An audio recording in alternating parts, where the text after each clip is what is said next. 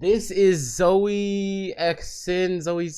Don't know who she is, what she does, but this person, Yams and Max, just tweeted about them. Said she just canceled everyone's relationship podcast schedules for the rest of the year. That's crazy. Because I even made a few reactions to this. If there's people online that have these, they're not even relationship podcasts. They're basically red pill podcasts where they bring 18 to 22-year-old women on there, ask them questions, and they're kind of ditzy anyway. So what they do is just beat them down the head with facts and truths. And those are girls who have really no comeback at all. To all they could say is and then they could just start like shitting on the other girl next to them. That's basically the type of relationship podcast content that we have. There's very few podcasts out there where it's actually very wholesome. It's a man and wife, boyfriend and girlfriend. They bring guests on and they talk about exactly, you know, what they like and don't like about each other and how the gender roles should be played. But I watched her video and I want to speak about some of these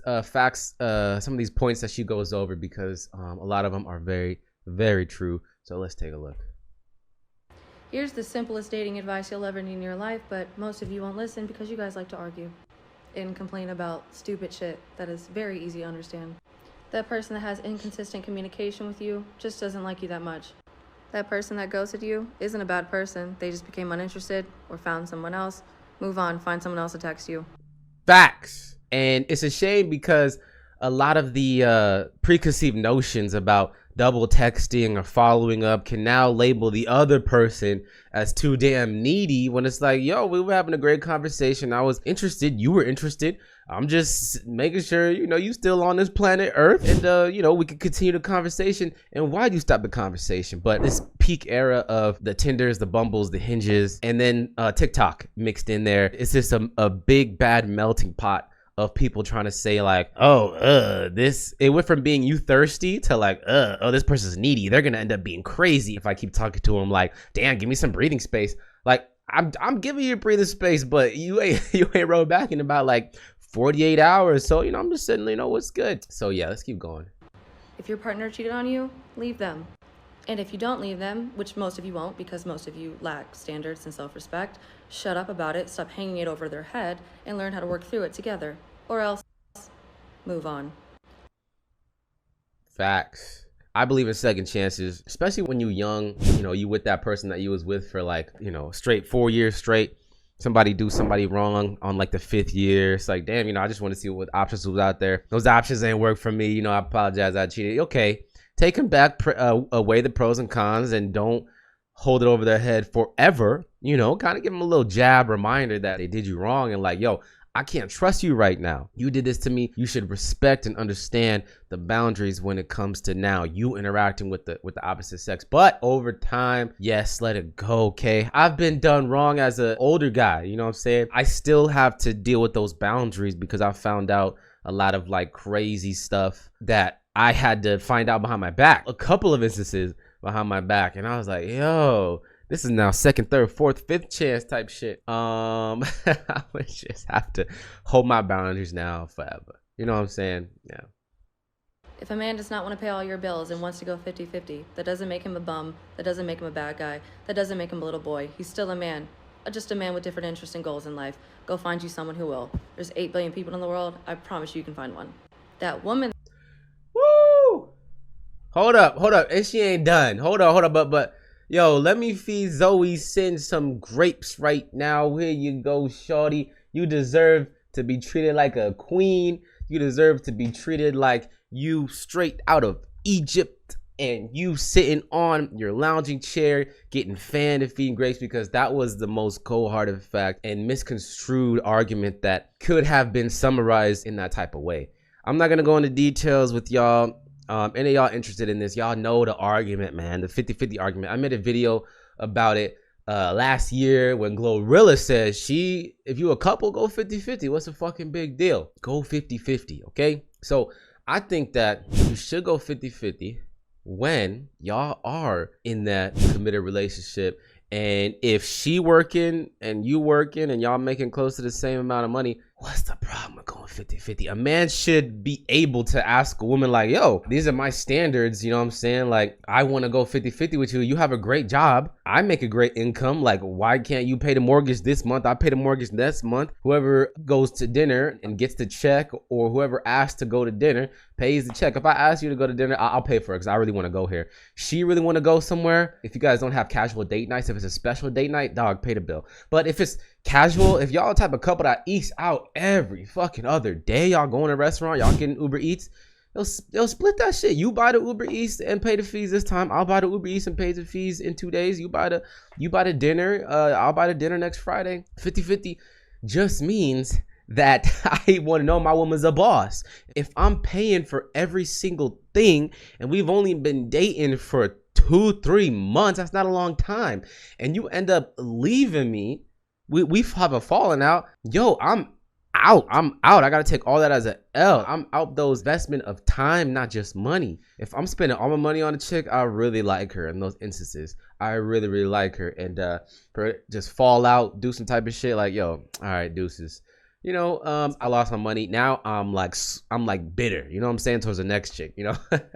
I'm like, nah, I ain't paying for shit for you. And then that kills the snowball effect of like building a real relationship and having a good date, because you're like, I don't want to pay for this chick. She gonna fucking leave me in fucking 2 weeks. Anyway. And that wants all her bills paid. Doesn't make her a gold digger. Doesn't make her a slut. Just go find you one that could do 50-50 with you. It's very simple. She just doesn't want what you want, and that's okay. You cannot attract the type of person you want if you are also not the person that they want.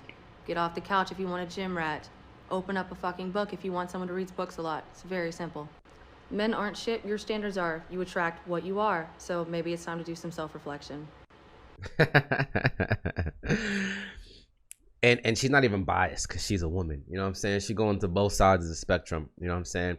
I love how she said, get up off your ass, and if you want somebody that does XYZ, you go do XYZ. That's how you're going to find them in those environments. You know what I'm saying? If you want somebody that does podcasting or streaming, go to some conventions. You know what I'm saying? Go to like mixers and meetups for content creators. You know, there's a bunch of those out here where I live, and I make sure to always go to those because I want to meet people in the same field as me. But as for a relationship on that part, you know, I personally don't want to date another person who does what I do. I don't want that. I dated a artist back when I wanted to be, you know, the biggest rapper in the world. I dated a singer, and it just became like weird, you know what I'm saying? The times that we were supposed to be working, it was like, oh, we don't ever go on dates, let's go on dates. I'm like, okay, I thought you wanted to record. When it's time to record, she's like, I don't just want to record in the room, I want to go to a big studio and pay. I'm like, yo, what you talking about? You want to go to a big studio and pay? All right, do your thing, but I'm not coming. Why aren't you coming? Da, da, da, da. Oh gosh, you can't win, you know. Some people can make it happen, a lot can't. But yeah. And then also too, let's go back to what she said. Aren't shit, your standards are. You attract what you are. That's right. Men and women aren't shit, your standards are. You attract what you are. A lot of us just kind of take what we can get and then get mad and irritated because that person is not the fucking ideal person that we want to spend a lot of our time with. You know what I'm saying? Stop taking what you can get and really have some patience and give yourself some boundaries and give yourself some higher standards than what you believe you've been giving yourself lately.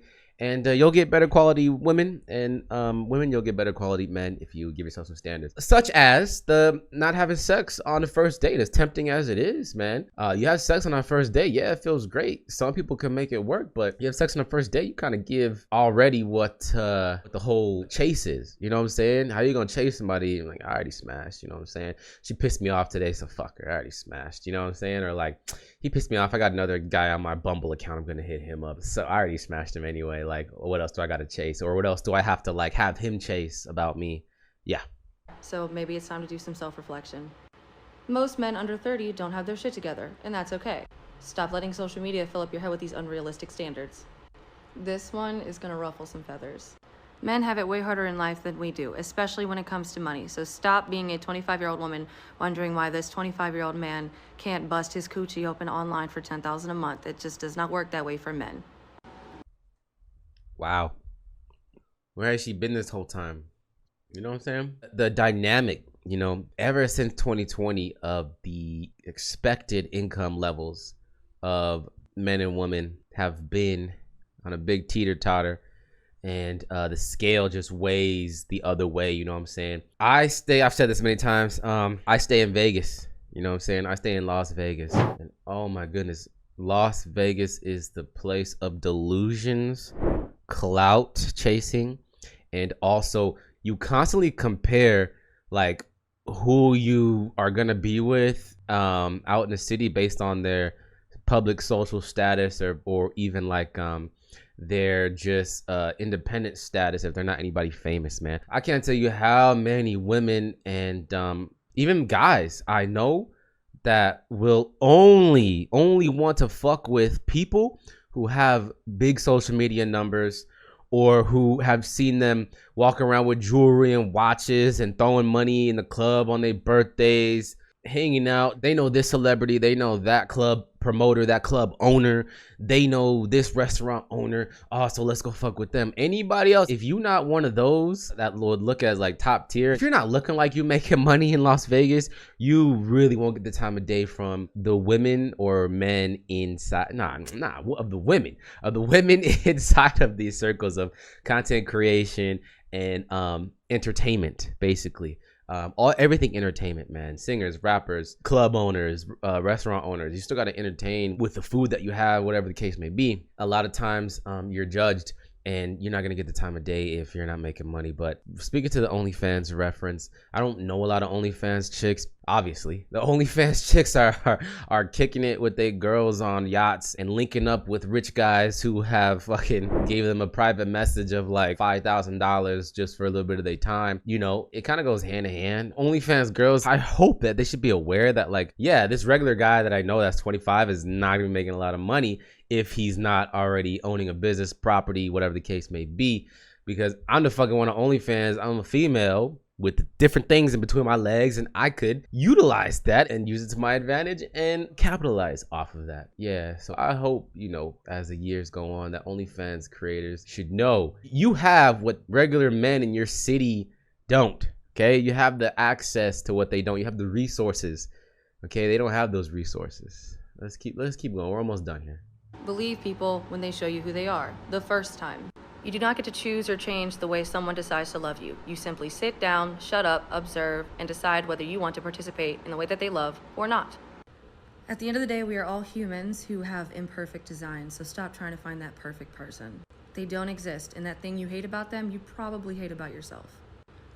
You know, it's funny that this is coming from a woman, and a very beautiful woman at that, to where if it were to come just from some guy like me posting that on TikTok, I probably would not get the amount of attention, and I would probably get a lot more hate from it. Because this is what I used to say all the time. That perfect avatar that we build in our heads, she's got to have this, got to look like this, got to make this much amount of money, and especially they got to be this size or height. That is unfortunately the social media status quo that we fell into in like 2015, 2016. And when Instagram was blowing up and Facebook was already there, but everyone that looked good as like an Instagram model, you wanted that person. That became the social norm, the beauty norm, that you wanted that person. And it's such a fucking delusional, immature, irresponsible thing to have programmed in your head, man. I feel really bad for the younger generation. I feel really bad for, you know, my son when he's going to grow up, because a lot of the times, you know, let's say 8 times out of 10, there's going to be that one girl that's only going to say, yeah, you're cool, you're successful, you're smart, but I want him because he's fucking 6'3" and looks good and he's the right type amount of bad and blah, blah, blah, blah. Like, it's such a shame that these things are the social norm. And when the person gets that perfect avatar that they built in their head, when they finally get a girl or a man like that, oh shit, it's the most toxic relationship in the fucking world. It's the most toxic relationship because they don't act how they want them to act. They're not as clean or as like nice as they pictured in their fucking delusional head. And when they have disagreements, one or the other person goes, cheats, fallout, toxic, domestic issues, and all this type of shit. I've seen it. I fucking seen it all, man. The most baddest chicks in my city left my small desert town, got with the LA and Vegas motherfuckers, celebrities even, and guess what, they got left in the dust, and now they're regular chicks. They have to work regular jobs, and they got kids from the motherfuckers who are horrible baby daddies. I digress. Let's finish this video, man. I'm done here. Advice from married people or single people. Take advice from happy. Don't take advice from married people or single people. Take advice from happy people. But even that's hard to find sometimes because most people lie to themselves about what actually makes them happy. Stop coming into relationships with a lacking mindset. You have a hard time finding the end-all be-all person because you yourself are not the end-all be-all person. So do some self-work, shut up. Shut up and get off the internet. Yes, I want to end on this. What she said at the end is very true, but let's pay attention to this. Don't take advice from where is it? Don't take advice from married people or single people. Take advice from happy people. But yeah, she even clarified herself because advice is subjective. You know, you can hear and listen to advice, but what you decide to take is really up to you. And I think that you should take advice, especially this is fucking about relationships, right? Take advice from divorced people. Take advice. Yeah, it sounds crazy, but take advice from divorced people. I think that it's a great thing to do because you get their happy side of the relationship and you get their bitter, regretful side of the relationship.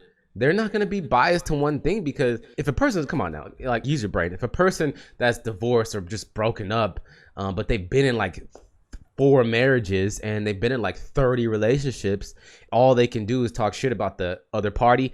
You can really tell that that main person was probably the problem right there. Like, you're the problem. You got nothing bad to say about yourself. All right, I could take from that. You're the issue here. But a person who wasn't married, then I think that if they're, not too biased, you can learn a lot from that person, okay? I remember after I broke off my engagement, man, it was a couple months after, 6 months after some shit. I was at the casino and I just went to the bar to get some food and this guy was next to me. And I think he like randomly asked me like, "Oh man, you're a cool young man, you know what I'm saying? Or are you married? Blah blah." And then he started giving me some advice. He said, "The best thing you can do is not make your ex an enemy, especially your ex. If it was your ex-wife, okay? Don't make them your enemy. One, they can ruin your life, and 2, you'll be a lot more at peace." And be able to function properly if you ever need that person's help in the future, right? And of course, if there's kids involved, that's amazing for the kids. They can see what disagreements look like and how to properly navigate through those problems as an adult and with ration instead of emotion. That was the best advice I took, and I've stuck to that ever since, man. I don't want any beef with any of my exes, and I let them know in the get-go, if we ain't meant to be, shorty, we ain't meant to be. You know what I'm saying? I tell the mother of my child, like, we gotta have a great relationship, even if we're not together. We gotta have a great relationship. You know what I'm saying? Because we're not together right now. We gotta do good things to each other and be courteous to each other. Yeah, cool. Shout out to her, man. Zoe Sin. Crazy thing. Shit, y'all let me know, man. Let me know what you think. I would love to hear some relationship facts and self-growth facts that you may have learned in previous relationships, man. Or even if you're in a relationship now and you riding out the roller coaster of emotions, man. Let me know.